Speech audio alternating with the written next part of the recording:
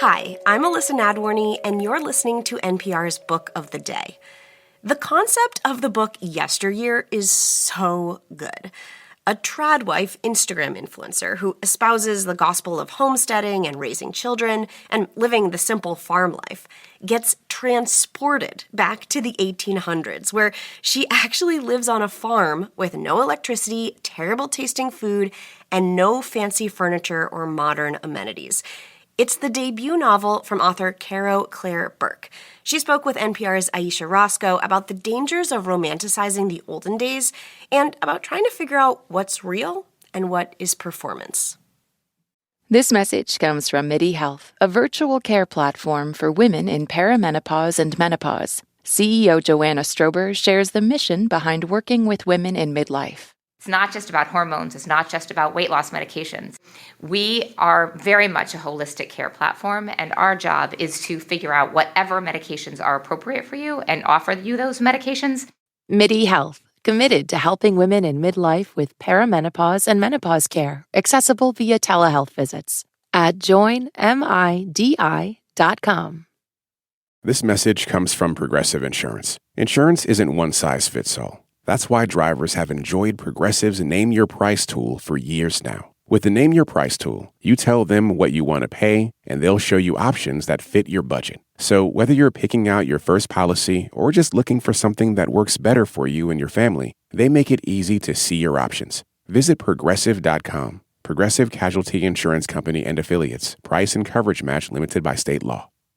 This message comes from Sony Pictures Classics, presenting I Swear, the 3-time BAFTA-winning drama starring Robert Aramayo. Based on the inspiring true story of Tourette's campaigner John Davidson and set in 1980s Britain, the film follows his journey through a troubled youth into adulthood as he navigates a misunderstood condition and fights to live a normal life. Now playing only in theaters. Welcome to Yesteryear Ranch, where our narrator raises her children on a farm in Idaho. She drinks raw milk and eats farm-fresh eggs. She has 5 million followers on Instagram. And who was I? A flawless Christian woman. The manic pixie American dream girl of this nation's deepest, darkest fantasies. The mother every woman wanted to be and the wife every man wanted to come home to. Like a nun in a porno, it didn't make sense, but also, by God, it worked. My name is Natalie Heller Mills, and I was perfect at being alive. And then one morning, she wakes up cold and terrified. The year is 1855. Is it an elaborate hoax, a dream, or could it be much, much worse? Yesteryear is Caro Claire Burke's first novel, and she joins us now. Welcome. Thank you for having me. Tell us about the star of the novel, the person who's putting on this show, Natalie. She's very hard to like. I can't be the first person to tell you this. No, you are certainly not. I like to think of her as an anti-hero, but she is certainly a very, very difficult woman. She is ambitious and acidic and rude, and sometimes the things that she thinks are things that none of us want to admit that we think. And she's a little bit cold with her children, cold with her husband, but there's a lot that she wants from the world, and she has a hard time reconciling that with what she thinks she should be doing. Natalie sees herself as someone who is living this lifestyle that is upholding traditional Christian values, but you don't make explicit what her religion is. Was that intentional? I think I was interested in the fundamentalist nature of Natalie's interests, and that kind of transcends any specific religion. So, the fundamentalist values that she upholds are about subservience, they're about adhering to certain power dynamics, and it was important to me not to be focusing on any one religion so much as focusing on those power hierarchies, which I think are very consistent across a number of religions.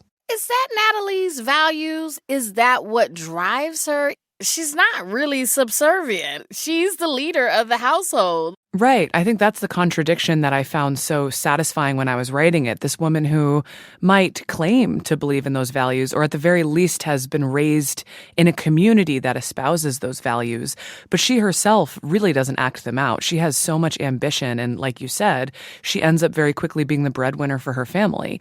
So it's very ironic, and I think that that type of tension is what kind of leads to her psychological distress.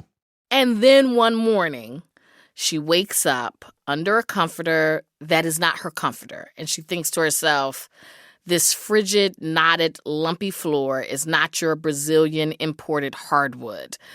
Tell us about what is happening in the year of our Lord, 1855.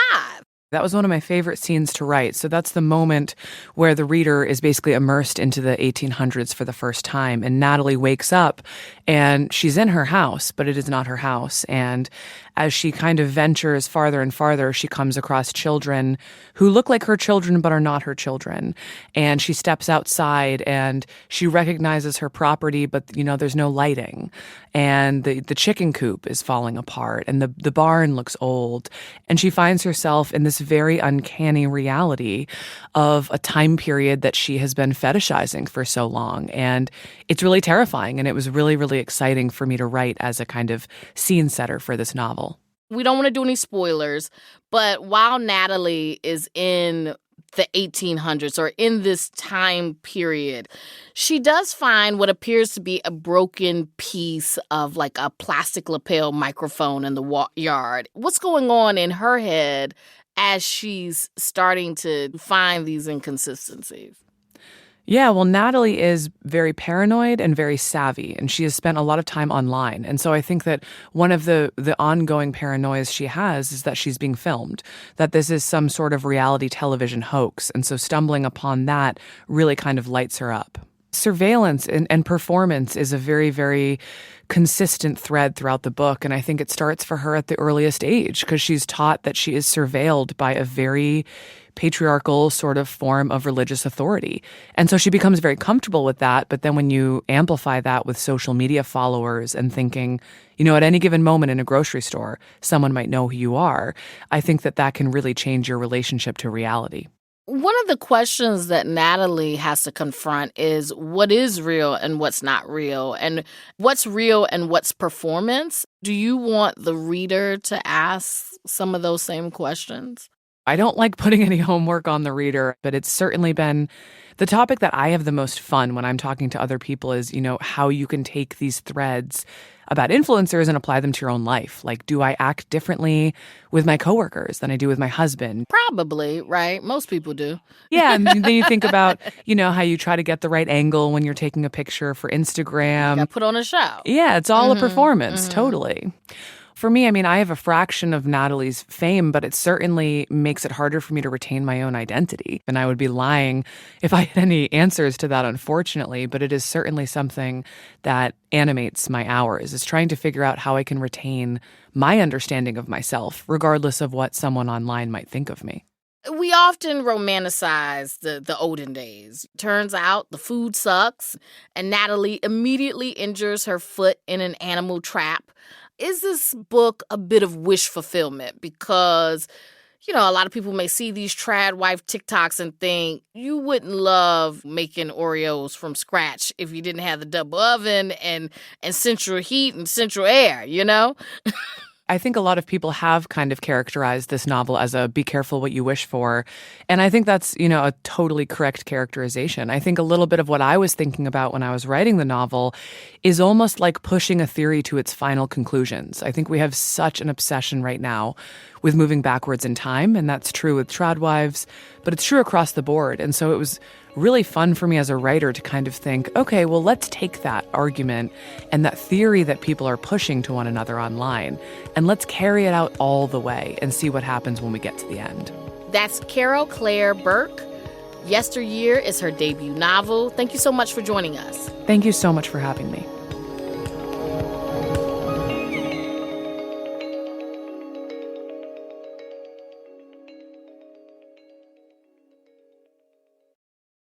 This message comes from Odoo. If you are currently overpaying on software to run your business, remember this number, 10,000.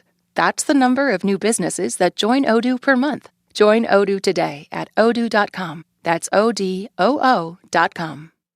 This message comes from Viking, committed to exploring the world in comfort. Journey through the heart of Europe on an elegant Viking longship with thoughtful service, destination-focused dining, and cultural enrichment on board and on shore. And every Viking voyage is all-inclusive with no children and no casinos. Discover more at Viking.com. This message comes from Angie. Tackling a home project? Angie can connect you with pros who do such a good job you might ask them to be your kid's godfather. Don't do that. Just trust them to get the job done. Find a pro for your projects at Angie.com. That's ANGI.com.